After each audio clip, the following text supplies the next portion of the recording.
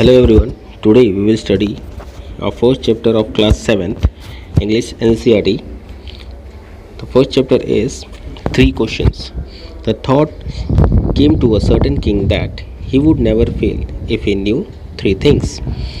एक बार एक राजा के मन में ये ख्याल आता है कि अगर उसे तीन चीज़ों के बारे में पता चल जाए तो वो कभी भी फेल नहीं होगा और एक सक्सेसफुल रूलर बन जाएगा. These three things were: what is the right time to begin something? किसी भी काम को शुरू करने से पहले सही समय क्या होगा. Which people should he listen to, किन लोगों की बातें उसे सुननी चाहिए. What is the most important thing for him to do, और उसके लिए सबसे महत्वपूर्ण काम कौन सा है. The king therefore sent messengers throughout his kingdom promising a large sum of money to anyone who would answer this three questions. अब राजा अपने दूत को मीन्स एक मैसेंजर को अपने किंगडम में भेजता है और कहता है कि अगर ये तीन क्वेश्चंस के आंसर अगर उसे जो भी देगा उसे बहुत सारे पैसे वो इनाम के तौर पर देगा.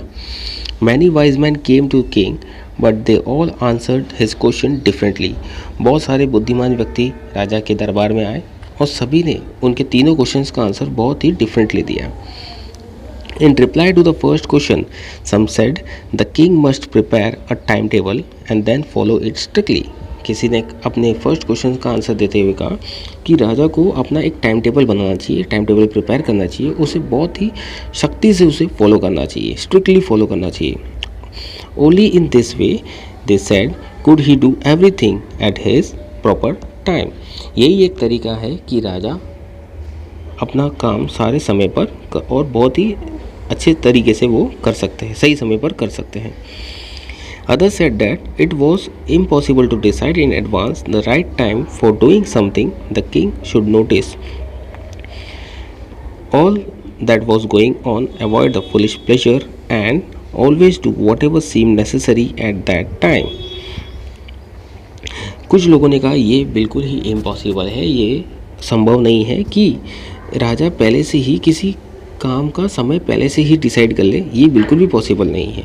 राजा को अपने आसपास घटित घटनाओं पर सबसे ज़्यादा ध्यान देना चाहिए और अपने जो फालतू की जो प्लेजर्स वगैरह है, आराम वगैरह है, उस पर ज़्यादा ध्यान नहीं देना चाहिए.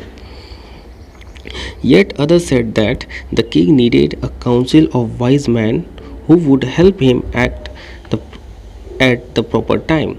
कुछ लोगों ने कहा कि राजा को एक काउंसिल, वाइज मैन का काउंसिल, बुद्धिमान व्यक्ति हो, उसमें उस काउंसिल में बुद्धिमान व्यक्ति हो बहुत सारे, जो कि राजा के हर प्रश्न का उत्तर दे सके. This was because one man would find it impossible to decide correctly. और ये बिल्कुल भी पॉसिबल नहीं है कि एक व्यक्ति सारे क्वेश्चंस के आंसर जानता हो without help from other the right time for the every action. ये बिल्कुल भी पॉसिबल नहीं है कि एक अकेला इंसान सारे क्वेश्चन के आंसर दे सके. इसलिए राजा को एक काउंसिल रखनी चाहिए जिसमें सारे ही बुद्धिमान व्यक्ति हो. But then other said that there were something which could be urgent. कुछ लोगों ने कहा कि कुछ काम बहुत अर्जेंट होते हैं. They think could not wait for the decision of the council. उसके लिए हम काउंसिल के आंसर्स का वेट नहीं कर सकते. In order to decide the right time for doing something it is necessary to look into future. अगर हमें पता करना है या फिर हमें सही काम करना है, सही समय पर करना है, तो राजा को अपने फ्यूचर की जानकारी होनी चाहिए, राजा को अपने फ्यूचर को देखना चाहिए. And only magician could do that. और वो सिर्फ एक जादूगर, जो मैजिशियन हम कहते हैं, वो मैजिशियन ही वो काम कर सकता है. The king therefore would have to go to the magician. और हम चाहेंगे कि राजा एक मैजिशियन के पास जाए.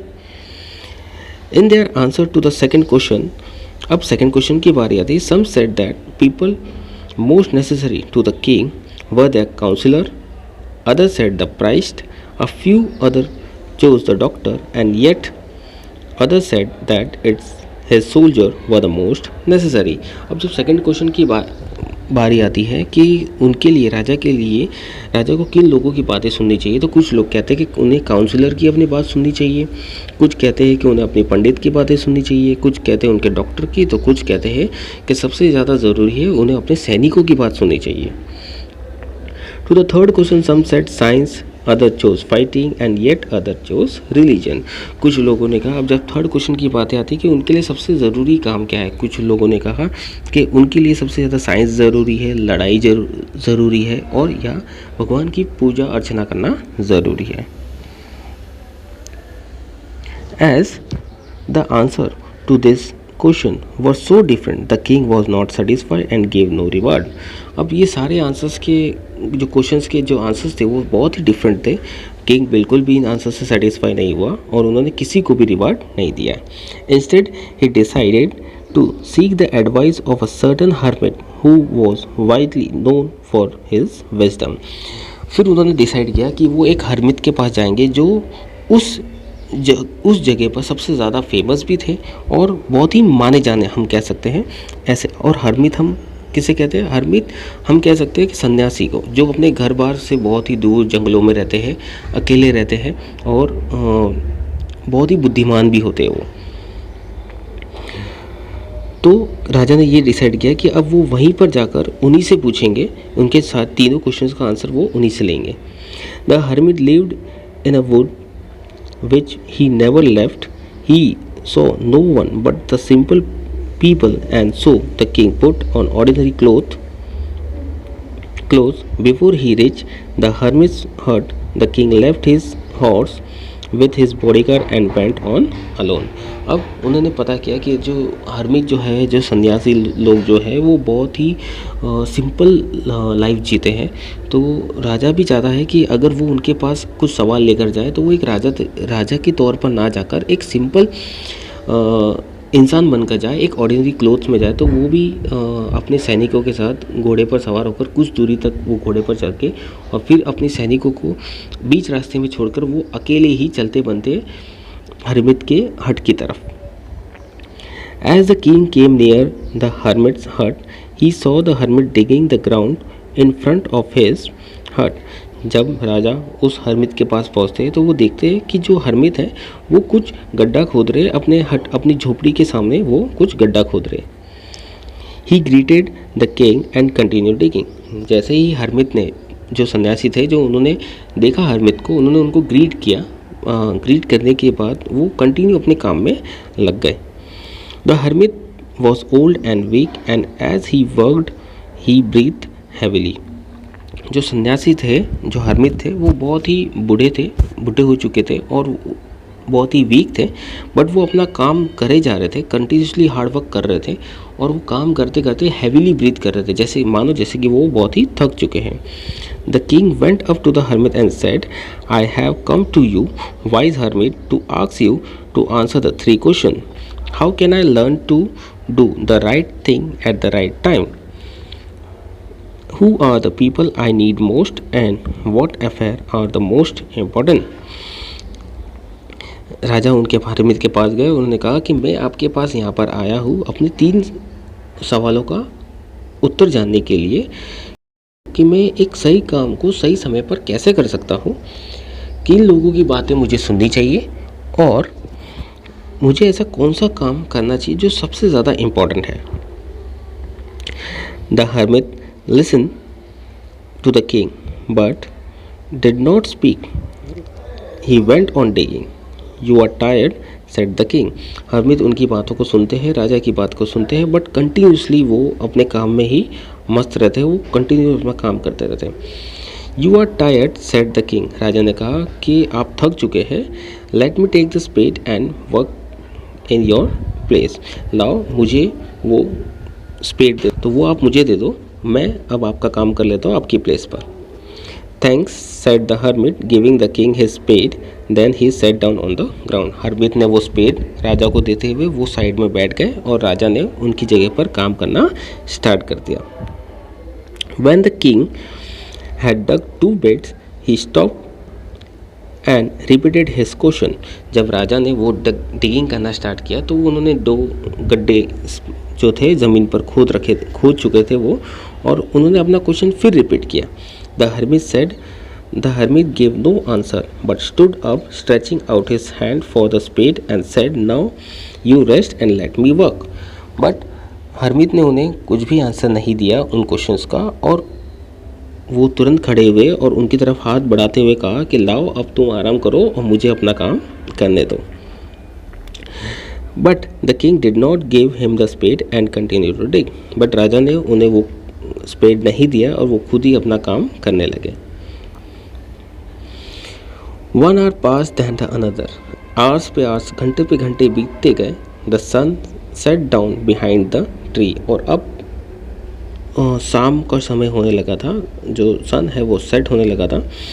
Eight the last the king stuck the spade into the ground and said. अब किंग ने जो स्पेड है वो ज़मीन पर रखते हुए और कहा, I came to you wise man for an answer to my question. If you can give me no answer tell me so I will return home. मैं यहाँ पर अपने आंसर जानने के लिए आया हूँ। अगर आप मुझे वो आंसर नहीं दे सकते या नहीं देना चाहते तो आप मुझे बता दीजिए तो मैं अपने घर के लिए लौट जाऊँ। Here comes someone running, said the hermit. Harmeet तुरंत ही चौंकते हुए कहते हैं कि कोई भागते हुए आ रहा है। The king turned around and saw a bearded man running toward them. उन्होंने जैसे ही देखा कि एक bearded man जो था वो भागते हुए उनकी तरफ आ रहा था। His hands were pressed against his stomach from which blood was flowing. वो जो इंसान भागते हुए आ रहा था वो अपने स्टमक पर हाथ दबाते हुए, जहाँ से ब्लड जो था फ्लो हो रहा था, खून की धारा बह रही थी, वो उसे दबाते हुए किंग और हर्मित की तरफ दौड़ते हुए आ रहा था। When he reached the king, he fainted and fell on the ground. जब वो राजा के पास पहुंचा और वहीं पर वो बेहोश होकर गिर गया। The king and the hermit removed the man's clothing and found a large wound in his stomach. जैसे ही राजा ने और हर्मित ने उसके घाव को देखा तो वो घाव बहुत ही गहरा था और the king washed and covered it with his handkerchief, but the blood would not stop flowing. राजा उस घाव को भरने के लिए अपने हैंकरचीफ निकाल कर उसके दबाने की कोशिश करी, बट वो जो ब्लड है वो कंटिन्यूसली फ्लो कर रहा था और किंग उसे कंटिन्यूसली रीड्रेस करे जा रहा था। The king redress the wound until at the last the bleeding stop. वो कंटिन्यूसली उसको स्टॉप करने की कोशिश कर रहे थे ब्लड को, और आखिर में वो ब्लड स्टॉप हो चुका था। The man felt better and asked for something to drink. अब जो आदमी जो गिर चुका था वो कुछ बेटर फील करने लगा और उसने कुछ पीने के लिए मांगा। The king bought a fresh water and gave it to him. राजा दौड़ते हुए जाकर फ्रेश वाटर, पीने का पानी लेते हुए उस आदमी को दिया, उस व्यक्ति को दिया। By this time the sun had set and the air was cool. अब शाम हो चुकी थी। The sun had set and the air was cool. ठंडी ठंडी हवाएं चल रही थी।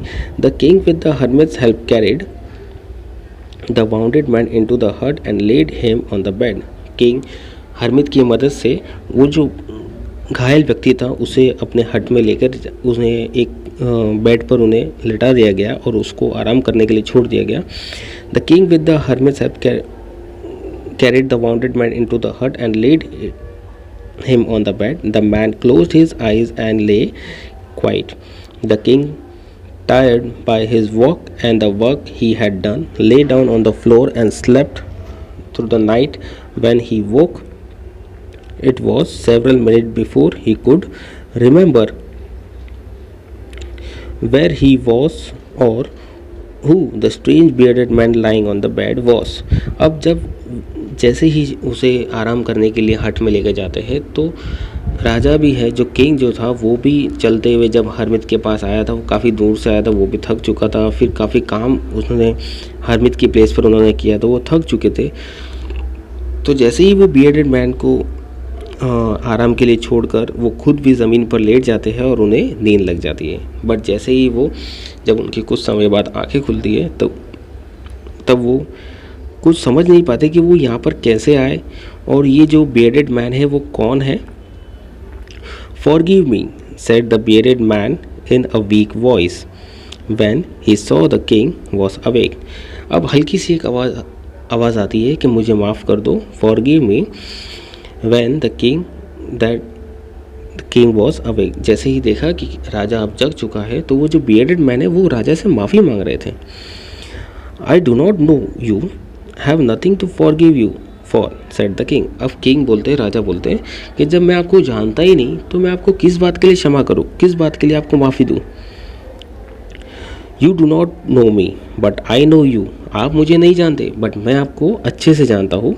I am that enemy of your who swore the revenge on you. मैं आपका वो दुश्मन हूँ जिन्होंने कसम खाई थी कि मैं आपसे बदला लूँगा। Because you put my brother to death and seize my property. आपने मेरे भाई को मार दिया था और मेरी जो सारी प्रॉपर्टी थी वो आपने सीज कर दी थी, उस पर कब्ज़ा कर लिया था। I knew you had gone alone to see that hermit. मुझे पता चला कि आप हर्मिट से मिलने के लिए अकेले ही जाओगे। And I had made my mind to kill you on your way home. और मैंने सोचा ही था कि जब आप घर के लिए निकलेंगे तो मैं आपको रास्ते में ही मार दूंगा। But the day past and you didn't return. पूरा दिन निकल चुका था बट आप हर्मिट के यहाँ से वापस घर के लिए रिटर्न नहीं हुए। So I felt my hiding place and I came upon your body guard who recognize me and wanted me. और जैसे ही जिस जगह पे मैं छुपा हुआ था उससे मैं जैसे ही बाहर निकला तो आपके बॉडीगार्ड ने मुझे देख लिया और उन्होंने मुझे घायल कर दिया। I escape from him but I should have died if you had not dress my wound. I wish to kill you and you have save my life. अगर मैं वहाँ से बचकर नहीं भागा होता और आपने मेरे घाव का इलाज नहीं किया होता तो मैं शायद मर चुका होता। मैं आपको मारने के लिए आया था बट आपने मेरी ही जान बचा ली। Now if I live I will serve you as your most faithful servant. अगर मैं जी रहा हूँ तो बस अब पूरी लाइफ में आपके लिए ही काम करूँगा। एज अ सर्वेंट मैं आपके लिए बहुत ही ईमानदार सर्वेंट बनकर आपके साथ काम करूँगा, आपका नौकर बन के मैं आपके साथ काम करूँगा। And will order my son to do the same forgive you. और मैं अपने बच्चों को भी आपके लिए ही काम करने के लिए कहूँगा, हो सके तो मुझे माफ़ कर दो। The king was very happy to have made peace with his enemy so easily. अब कि राजा बहुत ही खुश हो चुका था कि एक जो दुश्मन है वो अब उनका एक दोस्त बन चुका है, उन्होंने उसे माफ़ भी कर दिया। And to have won him over as a friend he not only forgave him but said he would send his servant and his own doctor to look after him and he promised to give back the man his property। उन्होंने ना ही उसे माफ़ कर दिया but उन्होंने अपने एक servant को भी भेजा, साथ ही एक डॉक्टर को भेजा ताकि वो उनकी देखभाल कर सके और जो प्रॉपर्टी राजा ने जो सीज करी थी वो भी उन्हें वापस लौटा दी। Leaving the wounded man the king went out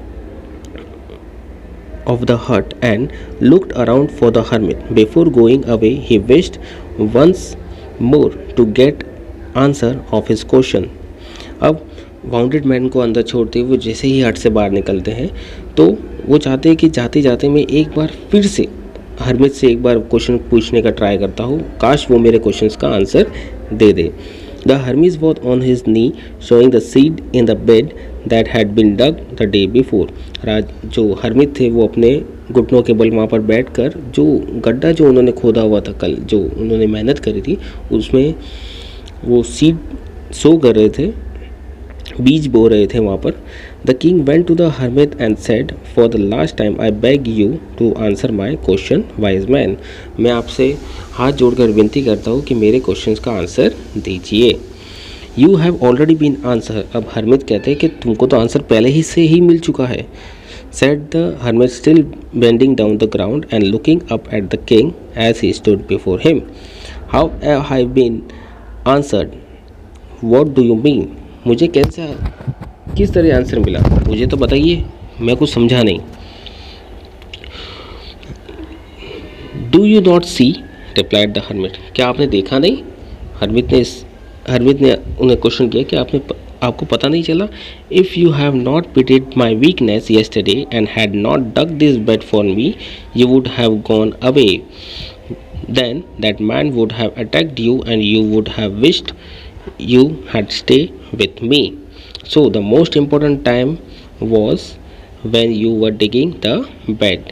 अब उन्होंने कहा कि कल अगर आपने मेरी वीकनेस देखते हुए यहाँ पर आप काम करने नहीं लगते तो आप यहाँ से चले जाते। अगर आप यहाँ से चले जाते तो वो जो आदमी था, जो बियर्डेड मैन था, वो आप पर हमला करता। बट आपने डिसाइड किया कि आप यहीं पर रुकेंगे और आप मेरी हेल्प करेंगे। तो सबसे इम्पोर्टेंट समय कौन सा था कि आप मेरी मदद करेंगे। So the most important time was when you were digging the bed. तो आप सही समय कौन सा था जो आप वो काम कर रहे थे, डिगिंग का काम कर रहे थे। And I was the most important man and to do me good was your most important business. और तुम्हारे लिए उस वक्त मैं सबसे इम्पॉर्टेंट पर्सन था और मेरे लिए सबसे अच्छा काम करना था। जो तुमने मेरे लिए अच्छा काम किया वो मेरी हेल्प की, तो वो तुम्हारा सबसे अच्छा काम था। Afterward the man ran to us. The most important time was when you were caring for him. अब जब वो आदमी आपकी तरफ भागते हुए आया तो उस समय आपके लिए सबसे इम्पॉर्टेंट कौन था? वो व्यक्ति था जो आपके पास उस समय पर था। Because if you had not dressed him wound, he would have died without having made peace with you. अगर आपने उससे हेल्प नहीं की होती, उसको रीड्रेस नहीं किया होता, तो वो जो व्यक्ति था वो मर जाता और आपको किसी भी जो आपको अभी शांति मिली है, जो पीस मिली है उससे बात करते हुए, वो आपको नहीं मिल पाती। So he was the most important man. उस समय आपके लिए सबसे इम्पॉर्टेंट व्यक्ति कौन था? वही व्यक्ति था। And what you did for him was your most important business. और आपके लिए जो सबसे इम्पॉर्टेंट काम था जो आपने उसके लिए किया, वो सबसे इम्पॉर्टेंट काम था जो कि आपने उसे उसकी सारी प्रॉपर्टी लौटा दी। Remember then that is the only one time that is important and that time is now. हमेशा याद रखना कि जो टाइम सबसे इम्पॉर्टेंट है वो है अभी का समय, now. It is the most important time because it is the only time when we have any power to act. वही समय होता है जो अभी का समय जिस पर हम कुछ कार्य कर सकते, कुछ एक्ट कर सकते हैं। The most necessary person is the person you are with at a particular moment. और आपके लिए सबसे इम्पोर्टेंट व्यक्ति वो व्यक्ति है जो उस समय आपके पास है। For no one know what will happen in the future. किसी को पता नहीं कि भविष्य में क्या होगा। Whether we will meet anyone else. हमें ये नहीं पता कि हम फ्यूचर में किससे मिलने वाले हैं। The most important business is to do that person को। जिस वक्त आपके पास जो व्यक्ति है उसके लिए अच्छा करना, यही हमारा सबसे इम्पोर्टेंट काम है। Because we was sent into this world for that purpose alone. हमें इस संसार में जो भेजा गया है वो इसी काम के लिए भेजा गया है कि हम किसी दूसरों का अच्छा करें। So this was the chapter. Hope you all understand it properly. Thank you.